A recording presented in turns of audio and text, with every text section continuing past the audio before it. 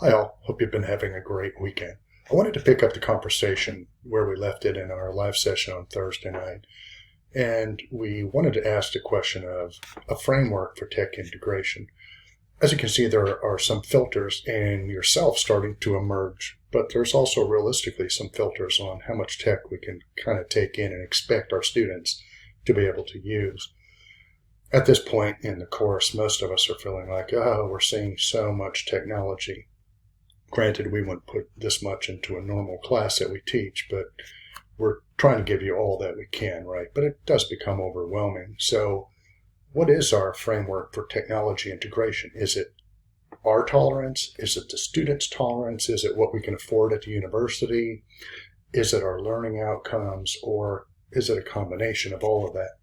Well, the first thing we want to do is avoid the shiny object syndrome, right? We've all been to conferences where we went to a breakout session or a keynote speaker and they were using some particular technology that we just thought, this looks really cool, I want to use it. Without really thinking, how is this going to accelerate my pedagogy or what the learners need to learn in this particular course in my discipline, right? Check out shiny object syndrome. It's actually a thing. So some of the frameworks that you can consider are SAMR. Is it a substitution, an augmentation, modification, or redefinition? You're probably familiar with SAMR, or SAMR as it's called as well. But if not, take a look at that. But what is going to be the litmus test a new technology gets when you're considering it in your online pedagogy? Another word is TPAC. That is the technological pedagogy, technological content, content knowledge.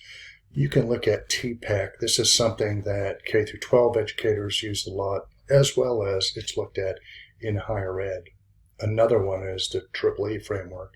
I use this in my graduate digital media and curriculum integration class for students to look at how is this going to extend, enhance, or engage the learners in the learning process and help them arrive at their learning objective and the course outcomes.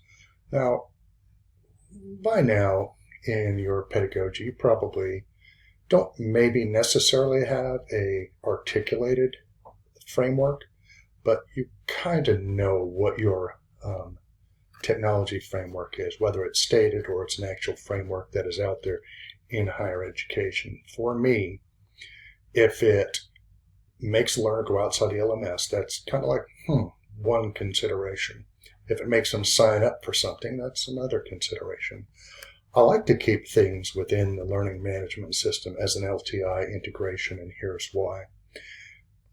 It's one less bucket that they have to use for doing the learning as opposed to engaging in the learning. So I don't want them to do a lot of work to get to the learning. I want them to do a lot of work on learning, and I want the learning to get to them and the technology to kind of seem seamless, if you will. So let's talk a little bit about a theoretical framework. We already talked about mine as the community of inquiry +1.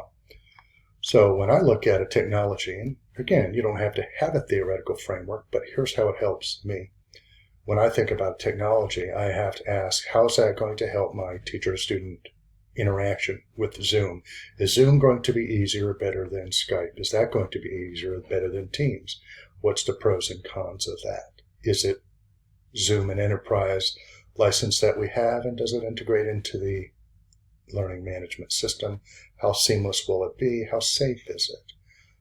Is it ADA compliant? So these are questions that I can start to hang onto my technology, right? Student to content, student to other, and student to student. You get the picture. 39% of smartphone users indicated that they use social media apps as their top usage. So as we're talking about technology and we're talking about social media, if we know that almost every student that we have is going to have a smartphone, not every, but most students have a smartphone. What does that mean if most of them are very comfortable and do have a lot of social media apps on their phone? Well, here's an interesting figure. We talked a little bit about this on Thursday night. Most of us have a ton of apps on the phone. We see something new, somebody recommends, hey, here's a shopping app, here's a discount app, here's a food app, here's an exercise app. You know how many apps we actually use?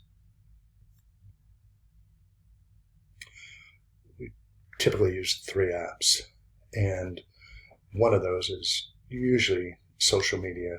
For someone my age, it's probably email and or texting and or phone, and maybe I have a default to a news app or something like that. But most of our user activity is only a handful of apps. Now, something else to keep in mind is most of us can only do so much, right? We have busy lives. So our students sometimes are doing all they can just to get to our course and knock out their assignments, right? So if in their assignment, which sometimes they'll be doing it the day or evening of the day that the assignment is due, if they then have to figure out how to use VoiceThread that's not integrated into LTI, but that I'm going to have to go sign up, and then I'm not 100% sure. Well, then the frustration builds, and the absolute worst time for us to learn something is when we're a little bit frustrated or we're on a tight schedule. So these are some things to consider. What is going to be my framework or filter for adding a new technology?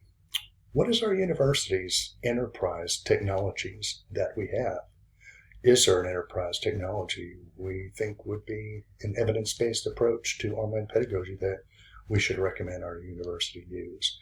And if I have a theoretical framework that I'm looking at, how does technology and my technology framework work with that to enhance, ultimately, the course outcomes and how successful my students can be in accomplishing their learning in my online class? I'll see you tomorrow as we kick off our week of accessibility, and I'll shoot out a news forum post in the morning.